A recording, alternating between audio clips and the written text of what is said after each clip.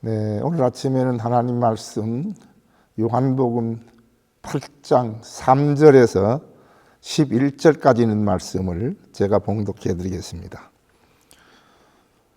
서기관들과 바리새인들이 음행 중에 잡힌 여자를 끌고 와서 가운데 세우고 예수께 말하되, 선생이여, 이 여자가 간음하다가 현장에서 잡혔나이다. 모세는 율법에 이러한 여자를 돌로 치라 명하였거니와 선생은 어떻게 말하겠나이까? 그들이 이렇게 말하면 고발할 조건을 얻고자 하여 예수를 시험하밀러라. 예수께서 몸을 굽히사 손가락으로 땅에 쓰시니 그들이 묻기를 마지 아니하는지라. 이에 일어나 이르시되, 너희 중에 죄 없는 자가 먼저 돌로 치라 하시고 다시 몸을 굽혀 손가락으로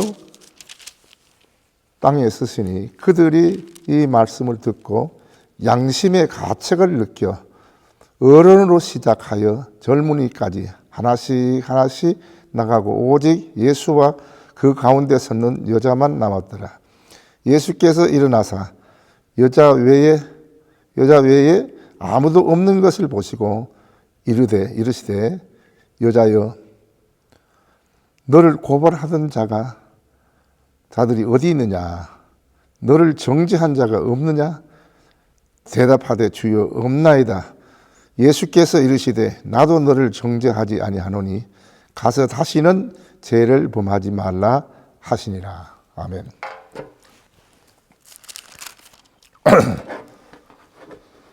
오늘은 이 말씀을 중심으로 해서 너희 중에 죄 없는 자라는 이러한 제목으로 오늘 본문 말씀을 함께 나누면서 은혜를 나누고자 합니다. 오늘 여기 있는 내용의 본문의 말씀 보면은 바리새인과 서기관들이 예수님을 어떻게 흠을 잡아서 공회에다 고발하기 위해서, 시험하기 위해서 현장에서 간음 행위를 하는 여자를 잡아가지고 끌고 와서 가운데 세우고, 예수 선생이여, 모세의 율법에 의하면은 돌로 치라고 했는데 선생은 어떻게 하겠나이까 했습니다. 이랬을 때 예수님께서는 즉각 대답하지 아니하시고 땅을 보시면서 글을 쓰시면서 한참 있으니까 계속해서 예수 선생이여, 빨리 말하시오. 어떻게 하면 되는 거냐고. 그랬을 때 예수님께서 일어서서 하시는 말씀이, 너희 가운데 죄 없는 사람이 먼저 돌을 들어서 쳐라 하고 말하니까 거기 있는 사람들이 양심의 가책을 받아서 어른에서부터 젊은이들까지 다 돌아갔습니다. 그래서 일어나 보니까 다 갔어요. 그래서 가운데서 있는 그 여자와 예수님밖에 없어요. 예수님께 하신 말씀이, 너를 정죄하던 자가 없느냐? 네, 없습니다. 그래, 나도 너를 정죄하지 않았느니 이제는 일어나 가거라 하신 말씀이 오늘 본문 내용의 말씀입니다. 자, 이 말씀 속에서 우리에게 주시는 교훈이 무엇인가 하는 것을 몇 가지 나누어서 생각하면서 은혜를 받고자 합니다. 첫째로 생각해 볼 것은 뭐냐면은, 오늘 여기 보니 첫째는 상대방의 말을 들어주었다 하는 말씀이 참 주목이 됩니다.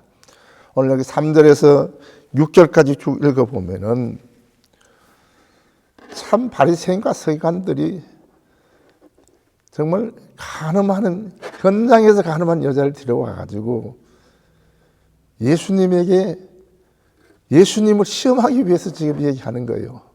모세는 율법에 말하기를 돌로 치라고 했습니다. 선생은 어떻게 하면 좋겠냐고 얘기했을 때에 아무 말씀도 안 하시고 듣기만 하셨어요. 참 얼마나 가증스럽지 않습니까? 너네들이 나를 지금 현재 흠을 잡으려 이렇게 하는 걸 내가 다 알고 있다. 그래서 예수님은 알고 있지만 그들은 몰라요.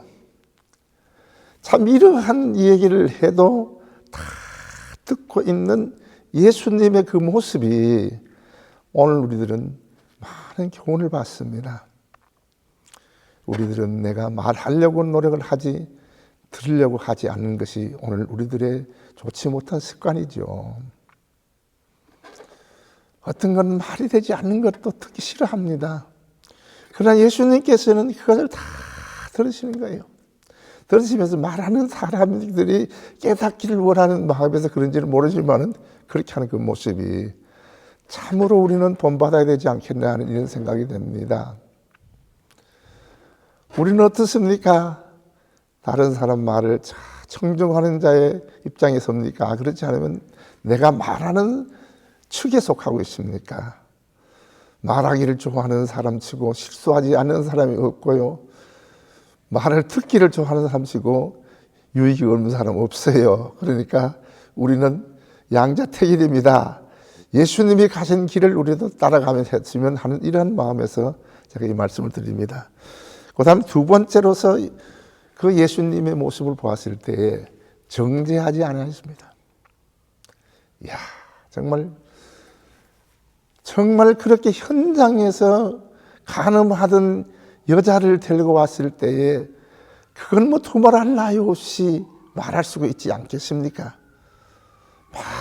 여자를 모세 율법에 의하면은 모세가 가르치기를 이런 여자는 돌로 치라 그렇습니다 하는 이런 얘기를 했을 때 예수님께서는 얕은 땅을 보면서 글을 썼는데, 글을 쓰는 척 하면서 있는데 그들이 계속 재촉을 한 거예요. 도대체 뭘 하고 있느냐고, 빨리 답변 좀 해보시오 라고 얘기했을 때 조용히 일어서서 하시는 말씀이,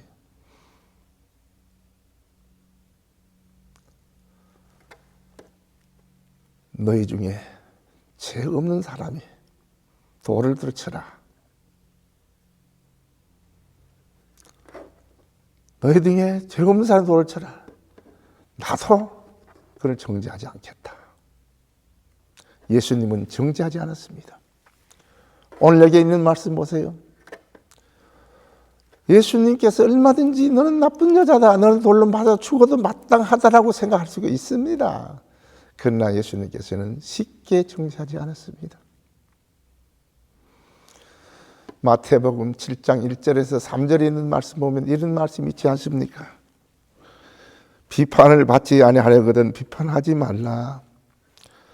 어찌하여 형제 눈에 티는 보고 내 눈 속에는 들보는 보지 못하느냐. 먼저 내 눈 속에는 들보를 빼내어라 하시는 말씀이 기억나지 않습니까? 형제의 티 보는 것은 쉽지만은 내 속에 있는 들보는 보이지 않는 것이 오늘 우리들의 실수 중에 실수를 하고 있는 거 아니겠습니까? 참 누구가 이런 얘기 저런 얘기 하면 맞아 그런 사람이 하고서 같이 정죄하는 것이 오늘 우리들의 생활의 습관이 아니겠습니까? 우리 성경에 보면은 율법이라는 것은 어떤 것입니까? 정죄의 목적이 있습니다. 그러나 복음은 뭡니까? 사유하심의 목적이 있습니다. 오늘 여기에서 율법과 복음에 대한 것이 명확하게 설명되어 있는 것을 볼 수가 있습니다. 모세가 말하길 모세의 율법은 그를 돌로 쳐야 한다 정죄합니다. 죄가 있으니 죄를 쳐야 한다. 그러나 예수님은 어떻습니까? 나는 정죄하지 않으노니. 예수님은 뭐예요? 사유하심을 주는 거예요. 그래서 율법과 복음의 차이점이 뭡니까? 율법은 죄를 지적하는 것이고 복음은 어떤 것입니까? 죄를 사유하는 데 목적이 있다는 것을 여기에 보여주고 있지 않습니까? 여러분, 우리들의 생활은 어떻습니까? 우리가 예수를 믿고 정말 구원받은 상도로서 사는 삶에 있어서 다른 사람의 잘못을 우리는 기도해 주면서 덮어줍니까? 그러지 않으면 그러지 않습니까? 여기에서 우리는 예수님을 닮아가는 모습이 바로 복음을 가지는 사람들의 자세인 줄로 저는 생각을 합니다. 그래서 예수님의 정죄하지 않은 모습이 정말 저는 닮고 싶습니다. 세 번째로서는 어떻게 예수님이 지혜하십니까? 죄를 용서해 주십니다. 오늘 여기에 11절에 있는 말씀을 보십시오. 너를 정죄하는 사람이 없느냐? 나도 너를 정죄하지 아니한다. 그러시고 난 다음에 집으로 가거라. 집으로 가거라. 여기에서 우리 예수님께서 그를 용서해 주는 그 아름다운 자비로운 모습을 보지 않습니까? 성경은 그런 말을 하고 있잖아요. 마태복음 6장 14절에서 15절에 있는 말씀 보면 이런 말을 하고 있습니다. 너희가 사람의 잘못을 용서하면 하나님께서도 너희 잘못을 용서하시려니와 용서하지 아니하면 나도 용서하지 아니하겠다는 말씀이 마태복음 16장 14절에서 15절에 기록되어 있는 것을 우리는 분명히 읽을 수가 있습니다. 여러분, 나에게 잘못한 사람을 용서하고 있습니까? 나에게 정말 원수가 되는 사람을 용서하고 있습니까? 분명히 우리는 여기에 있는 말씀 잘 보시기 바랍니다. 정말 모든 사람의 죄를 용서해 줘야 된다. 그래야 내가 내 죄도 용서해 준다고 말했지 않습니까? 우리가 주님께서 가르치신 기도문을 외울 때에 그런 부분이 있지요. 우리가 우리에게 죄 지은 자를 사하여 준 것 같이 우리 죄를 사하여 주옵소서 하는 것을 좀 의역해서 말하면 우리가 우리끼리 서로 용서해 준 것 같이 나도 그렇게 용서해 주시기를 바랍니다. 내가 용서해 준 것 같이 나를 용서해 달라고 주기도문을 매일 우리는 암송하고 있지 않습니까? 그냥 생각 없이 암송하는 겁니까? 그렇지 않으면 그것을 내가 실질적으로 할 것으로 생각합니까? 그래서 저는 항상 주기도문 할 때 그렇게 합니다. 우리가 우리에게 죄 지은 자를 사하여 준 같이 이 종의 죄도 사하여 주옵소서. 나하고 결부시켜서 합니다. 이러한 생활이 우리 주님께서 우리에게 원하는 것이에요. 우리가 잘 아는 이러한 본문의 내용의 말씀이지만은 그 말씀 속에서 예수님께서 취하신 그 모습 하나하나를 보면서 내 자신의 신앙을 점검해 볼 수 있는 시간이 되었으면 합니다. 이 시간을 통해서 한번 생각해 보시기 바랍니다. 내가 용서하지 못한 사람이 있는가 생각해 보십시다. 정말 사람에게 내 친구에게 죄 지은 것을 용서해 주지 아니하면 나도 너를 용서해 주지 아니한다는 하나님의 말씀을 우리는 명백하게 알고 있습니다. 자, 이 시간 용서합시다. 용서합시다. 상대방이 용서를 받아주고 안 받아주고는 그 사람의 책임이고 나는 그 사람에 대해서 용서하는 것은 내 책임입니다. 그래서 우리 주님께서 그렇게 흉악한 죄도 용서해 주시기 위해 이 땅에 오신 거 아닙니까? 그래서 복음이라는 것은 사유하심의 목적이 있습니다. 율법은 정죄의 목적이 있지만은 복음은 사유하심의 목적이 있습니다. 그래서 우리의 모든 죄를 담당하기 위해서 십자가에 못 박혀 돌아가신 이 주간이 바로 사순절 주간이 아닙니까? 우리는 사순절 주간에 정말 내가 막힌 모든 것들을 풀어가지고 용서해 주는 여러분이 되시기를 주의 이름으로 축원합니다. 네 번째로서는 여기 보니 우리 주님께서 위로해 주셨습니다. 10절, 11절에 있는 말씀을 보십시오. 뭐라고 되어 있습니까? 그래. 여기 10절에 뭐예요? 예수께서 일어나사 여자 외에 아무도 없는 것을 보시고 이르시되 여자여 너를 고발하던 자가 어디 있느냐. 위로하는 말이에요. 너를 그렇게 죽이겠다고 하는 사람들 어디 있느냐. 너를 고발하던 사람은 어디 있느냐. 나도 너를 정죄하지 아니하겠다. 얼마나 위로된 말 아니겠습니까? 그렇지 않아도 여러 사람들이 그냥 너는 죄인이다, 너는 예쁜 여자다 하고 하는데 예수님께서는 여자야, 여기에는 위로의 말이 담겨있지 않습니까? 너를 정죄하던 사람이 다 어디 갔느냐? 나도 너를 정죄하지 아니한다. 나도 너를 정죄하지 아니한다. 다시는 이런 죄 가운 죄 같은 거 행하지 말고 살아라. 위로합니다. 여러분, 우리 신앙생활에는요, 서로가 위로하고 위로받고 사는 것이 참 중요합니다. 정말 많은 사람들에게, 그 유대인과 서기관들에게 끌려와서 지금 마음이 지금 힘들고 어려운 이 처지에 있는 여자에게 다 그렇게 가까이 가서 여자여, 너를 그렇게 고소하고 너를 헐뜯고 너를 정죄하는 사람이 어디 있느냐? 나도 너를 정죄하지 아니한다. 이러한 따뜻한 이러한 위로의 말이 오늘 우리들에게는 신앙생활이 있어야 합니다. 사도행전 27장에 보면은 폭풍을 만나서 배 14일간 먹지도 못하고 어려운 처지에 서 있었을 때에 정말 신앙의 용사인 사도 바울이 그 가운데 일어서서 하는 말이, 여러분이요 두려워하지 마십시오. 제가 어젯밤에 주님이 내 곁에 서서 말씀을 하셨습니다. 너희들 생명에는 아무 지장이 없으니 걱정하지 말아라. 그리고 너에게 맡겨진 모든 사람들 다 276명을 다 너에게 맡겼다. 걱정하지 말아라. 내가 살려주리라. 생명에는 아무 지장이 없다고 말씀을 하셨습니다. 여러분이요 근심하지 마십시오.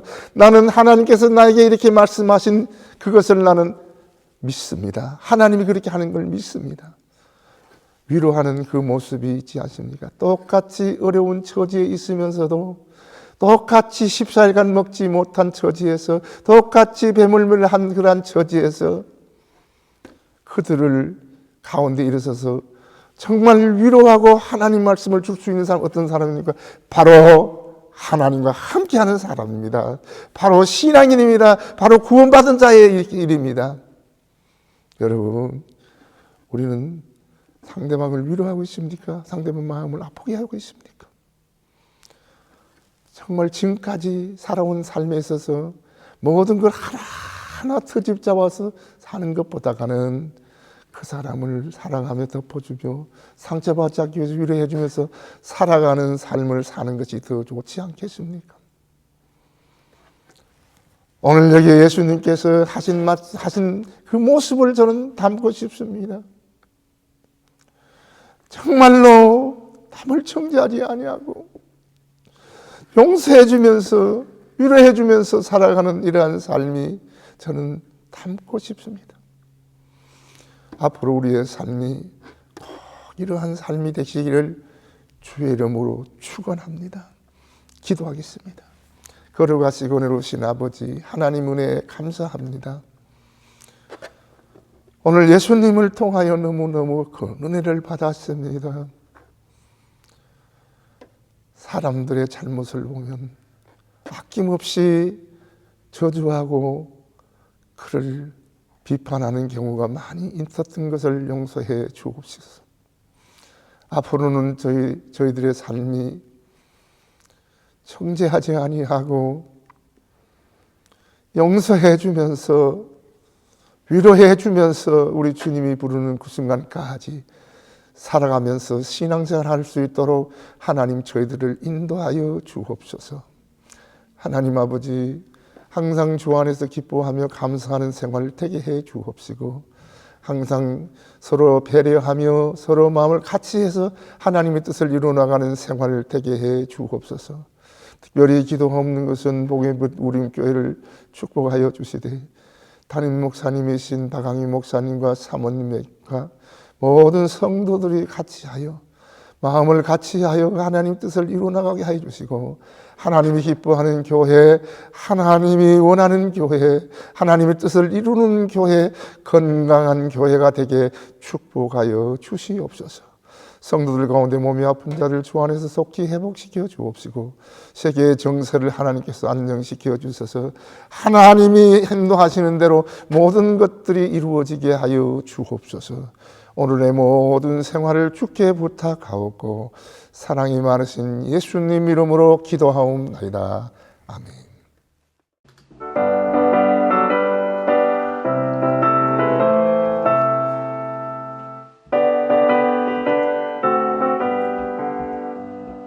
내가 예수 믿고서 제사마다 나의 모든 것 다 변했네. 지금 내가 가는 길 천국길이요 주의 피로 내 죄가 씻겼네. 나의 모든 것 변하고 그 피로 구속받았네. 하나님은 나의 구원 되시오니 내게 정죄함 없겠네. 주님 밝은 빛 되사 어둠의 진이 나의 모든 것 다 변했네. 지금 내가 주 앞에 온전케 됨은 주의 공로를 의지함일세. 나의 모든 것 변하고 그 피로 구속받았네. 하나님은 나의 구원 되시오니 내게 정죄함 없겠네. 내게 성령 임하고 그 크신 사랑 나의 맘에 가득 채우며 모든 공포 내게서 물리치시니 내 맘 항상 주 안에 있겠네. 나의 모든 것 변하고 그 피로 구속받았네. 하나님은 나의 구원 되시오니 내게 정죄함 없겠네.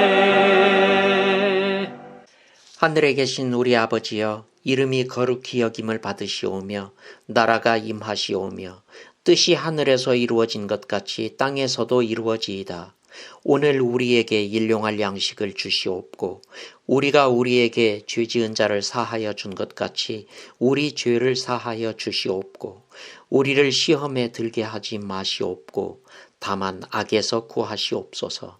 나라와 권세와 영광이 아버지께 영원히 있사옵나이다. 아멘.